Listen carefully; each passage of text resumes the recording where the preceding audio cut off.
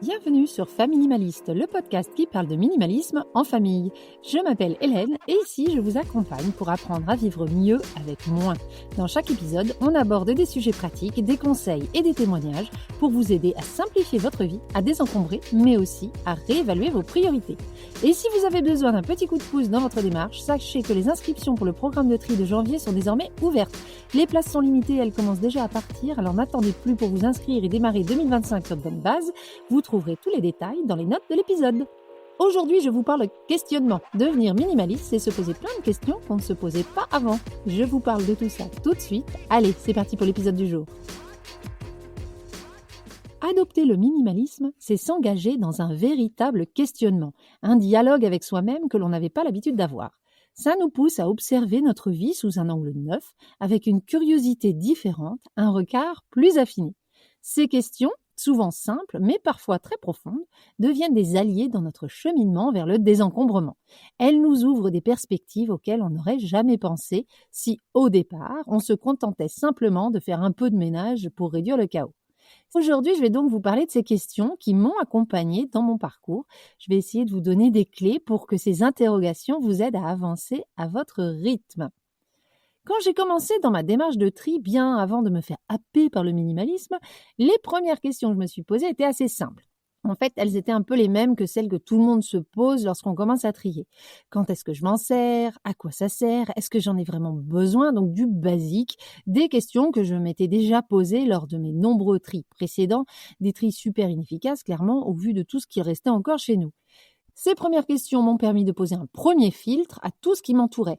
J'ai réalisé qu'il y avait beaucoup de choses que je n'utilisais jamais ou bien que j'utilisais de manière mais tellement sporadique que ça ne justifiait pas de les garder. Et puis, comme cette fois-ci, je voulais que ce soit le tri ultime, le dernier tri, et que mes objectifs étaient un peu plus ambitieux que juste faire de la place, je me suis dit que si je voulais un résultat différent, un résultat pérenne, il fallait que je change d'approche et donc de questionnement. Je me suis donc forcée à avoir un questionnement un peu plus intéressant et un petit peu plus subtil que « est-ce que j'en ai encore besoin de cet objet ?» J'ai commencé par me poser des questions du style « est-ce que l'utilisation de cet objet me convient vraiment ?» ou encore « est-ce qu'il correspond à mon mode de vie actuel ?» Et ça a changé la donne, vraiment. Par exemple, j'ai commencé à me séparer de certains vêtements qui, même si je les avais achetés à un moment donné avec plaisir, mais ils étaient tout simplement plus compatibles avec ma vie. J'avais des habits qui nécessitaient un entretien que j'étais pas prête à fournir. Moi, je triais pas mon linge, j'allais jamais au pressing, je lavais rien à la main. Pourtant, j'avais des vêtements qui demandaient un effort d'entretien et que j'avais mis de côté sous l'effet de « j'aime bien cette pièce » et qui me créaient clairement des problèmes parce qu'il fallait quand même que je m'en occupe. Donc, ils me posaient un problème, mais je les gardais quand même parce que je les aimais bien. Mais en réfléchissant à la question « est-ce que ces objets me conviennent réellement, conviennent à mon mode de vie ?» j'ai compris que ça collait pas du tout avec ma réalité. Ça m'a permis de laisser partir des choses et de créer une garde-robe plus simple, mais qui correspondait vraiment à mon quotidien et voire même à ma personnalité. Puis, il y a eu un moment où je me suis retrouvée face à des questions un peu plus émotionnelles, on va dire. Avant, je me demandais pas pourquoi j'avais autant de mal à me séparer de certains objets. Je disais seulement « c'est sentimental » sans vraiment creuser. Mais en me posant des questions plus profondes comme « quelle émotion cet objet me procure-t-il » ou « qu'est-ce que j'ai peur d'oublier en m'en séparant ?» là, j'ai compris plein de choses. C'est là que j'ai réalisé que certains vêtements donnés par mes amis ou de la famille me permettaient de garder un lien avec des personnes qui étaient physiquement très loin de moi, littéralement à l'autre bout de la planète, et c'était ma manière de les garder proches, même si ces objets avaient plus vraiment de place dans ma vie actuelle.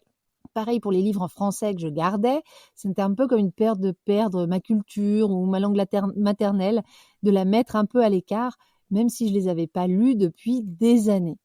Et puis, il y avait aussi des choses comme les jeux de société que je gardais, on en avait vraiment beaucoup, mais ils m'étaient finalement inutiles. Je les avais accumulés par peur de ne pas avoir assez d'activités à proposer aux enfants. C'était complètement d'ailleurs irrationnel parce qu'en réalité, je sais très bien que je peux occuper mes enfants avec rien d'autre autour de moi que juste une couverture pour faire une cabane ou des bouts de bois pour, j'en sais rien moi, mais bref, pour les occuper. Enfin, je vous parle même pas des accessoires de pâtisserie, j'en avais une quantité énorme pourtant, je n'avais ni le temps, ni l'envie, ni la patience nécessaire pour faire de la pâtisserie de manière régulière ou même de la bonne pâtisserie, vu que oui, je ne mesure rien. Mais à un moment donné, je me suis dit, une maman qui se respecte fait des goûters ou des gâteaux d'anniversaire sympas, non? C'est un peu l'image de ce que je pensais, une image de ce que je pensais devoir être. Quand j'ai accepté que je n'étais pas la maman qui allait faire des jolis gâteaux, c'était beaucoup plus simple de m'en séparer. Alors, il y a des questions que j'aurais jamais imaginé me poser au départ. Et pourtant, certaines se sont révélées absolument essentielles dans ma démarche minimaliste. Par exemple, la question: est-ce que cet objet me rapproche ou m'éloigne de la vie que j'ai envie de mener? C'est à ce moment-là que j'ai commencé à identifier ce que j'appelle les coûts cachés des objets. Si je vous dis coûts cachés, vous pensez à quoi? À l'argent, mais pas que. Il y a aussi des coûts en temps et en charge mentale. Tous ces objets dont je n'avais pas besoin me prenaient du temps à entretenir, à ranger et parfois même à réfléchir d'où ils étaient. Ça affectait ma gestion du temps et mon énergie. Cette question plus profonde m'a poussée à réfléchir donc même sur mes priorités, vu que la deuxième partie de la question, c'est est-ce que ça m'éloigne ou ça me rapproche de la vie que j'ai envie de mener. Donc pour le savoir, encore faut-il savoir la vie qu'on a envie de mener. Donc ça m'a poussé à cette réflexion-là et ça m'a fait penser à ma façon de gérer mon emploi du temps, notamment. Qu'est-ce qui m'apporte réellement du bonheur? Qu'est-ce qui me fait du bien? Et qu'est-ce que je fais par simple obligation sociale? J'ai pu identifier des activités qui me coûtaient beaucoup en énergie, mais qui ne m'apportaient rien. J'ai appris à dire non et à poser des limites saines. Alors, c'est pas encore une réussite à 100%, mais je partais quand même de très très loin, je tiens à le dire. Un autre point important a été les relations. Ça, c'est vraiment arrivé en dernier. La question de savoir est-ce qu'il y a des relations dans ma vie qui me freinent m'a vraiment interpellée. Est-ce qu'il y a des personnes qui m'empêchent de vivre ma vie de manière, je ne sais pas, fluide, en bonne santé mentale? Et là, j'ai appris à accepter que certaines relations ont une durée de vie, qu'elles peuvent évoluer ou se finir. C'est parfois difficile à accepter, mais c'est essentiel pour avancer de manière sereine dans la vie. Alors, les questions, au final, c'est facile. Mais accepter les réponses, ça, c'est une autre histoire. Et parfois, ça pique un peu. Ce qui a été difficile pour moi, c'est de réaliser à quel point je pouvais me raconter des histoires pour justifier le fait que je gardais certains objets. Parfois, je me suis vue raconter clairement des mensonges à moi-même, pas seulement pour les objets, mais pour d'autres choses bien plus importantes. C'est là que je me suis rendu compte que le minimalisme, c'est bien plus qu'un tri d'objets. C'est une manière de se regarder en face, d'accepter qu'on n'est pas parfait, qu'on est plein de contradictions et que oui, la manière dont on consomme ou on garde les objets n'est pas forcément jolie. On a peut-être des raisons derrière le fait qu'on a envie de garder certains objets qui ne sont pas en phase avec la personne qu'on a envie d'être. J'ai dû faire un travail sur mon ego et accepter qu'il prenne parfois le dessus sur ma raison quand j'étais en période de tri. Ça n'a pas toujours été facile. Accepter que oui, je gardais par exemple des livres dans ma bibliothèque, en gros pour montrer que j'étais éduquée et pas par plaisir de les garder, ça là aussi c'est un petit peu piqué de voir la taille que pouvait prendre mon ego parfois. Et en famille, vous me direz, parce qu'on est quand même sur Familimaliste, comment ça se passe ce questionnement en famille? Quand ils veulent acheter quelque chose ou même quand il s'agit de faire du tri, je leur pose des questions simples. Est-ce que tu vas t'en servir ou est-ce que tu as vraiment besoin de ça? Et j'essaie de leur faire comprendre que l'acte d'acheter ou de conserver quelque chose, ça ne doit pas se faire sur un simple coup de tête, mais sur une vraie réflexion.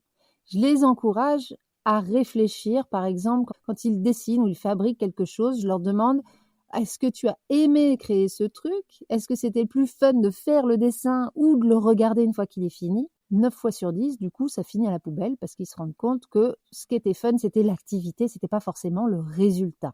L'essentiel est dans l'expérience de création, pas forcément dans l'objet final. Surtout que, je ne vais pas vous mentir, c'est pas non plus les créateurs du siècle, c'est pas des Picasso. Pour revenir à un questionnement plus personnel, il y a des moments où un simple questionnement a mené à des petites victoires. Je me souviens d'une question: est-ce que je serais prête à attendre 6 mois pour retrouver cet objet? Celle-là m'a beaucoup aidé à aller plus loin dans mon tri. À ce moment-là, on préparait notre déménagement entre la Nouvelle-Zélande et la Suisse. Les prix avaient triplé des containers. On ne savait pas si nos affaires allaient mettre 2 mois ou 6 mois à arriver. On avait pris quand même 2 mètres cubes avec nous. On n'avait pas pris grand-chose, mais on avait quand même pris 2 mètres cubes avec nous. Je me suis dit que si j'étais prête à attendre 6 mois un objet, c'est peut-être parce qu'il était vraiment important. Il faisait peut-être vraiment partie de mon essentiel. Et par contre, certains objets que je trouvais très très utiles ou très bien, je me rendais compte que non, en fait, j'avais pas envie d'attendre 6 mois et de payer en plus, un prix incroyable pour qu'ils traversent la planète. Ça m'a aidée à voir de manière très concrète les objets auxquels j'étais vraiment attachée ou pas et j'étais assez surprise dans certaines de mes réactions. Des choses que je pensais, auxquelles je pensais être vraiment attachée, au final, je l'étais pas tant que ça. J'étais pas prête à payer autant d'argent et attendre 6 mois pour qu'ils arrivent de l'autre côté de la planète. Donc voilà pour les questions un petit peu plus profondes, on va dire les questions de niveau 2, lorsque l'on fait du tri et qu'on arrive un petit peu dans le mode de vie minimaliste. J'espère que ces questions vont être utiles. Le chemin vers le minimalisme, c'est un parcours. C'est un parcours fait de questions, mais aussi de réponses qui peuvent surprendre. Mais chaque question est une étape, chaque réponse un petit pas vers une vie plus simple, plus apaisée, plus alignée avec ce qui compte vraiment. Si vous vous sentez un peu perdu au début, pas de panique. Le chemin, c'est le but. À vous maintenant de poser vos propres questions. N'hésitez pas à partager sur Spotify ou YouTube les commentaires sur cet épisode. Si vous aussi vous avez des questions qui vous ont aidé à améliorer votre pratique du minimalisme, n'hésitez pas à les partager. Et voilà pour l'épisode du jour, j'espère qu'il vous aura plu. Vous retrouverez la liste des questions dans le transcript de l'épisode et aussi dans la fiche méthode. N'oubliez pas de me mettre des cœurs, des étoiles et des commentaires si vous ne l'avez pas fait, je vous jure, ça fait une grande différence quand il s'agit de diffuser le podcast au plus grand nombre. Si vous voulez un petit coup de pouce pour lancer la machine du tri en famille, je vous invite à aller en description, vous trouverez le lien pour télécharger soit ma checklist de tri pièce par pièce, soit ma liste de défis à faire en famille pour lancer la machine. Et si vous avez besoin d'un plus gros coup de pouce, vous pouvez vous inscrire au programme de désencombrement que je fais en groupe. Toutes les infos sont en description. Je vous dis à la semaine prochaine pour un nouvel épisode. Et en attendant, n'oubliez pas, vivre avec moins, c'est vivre avec mieux.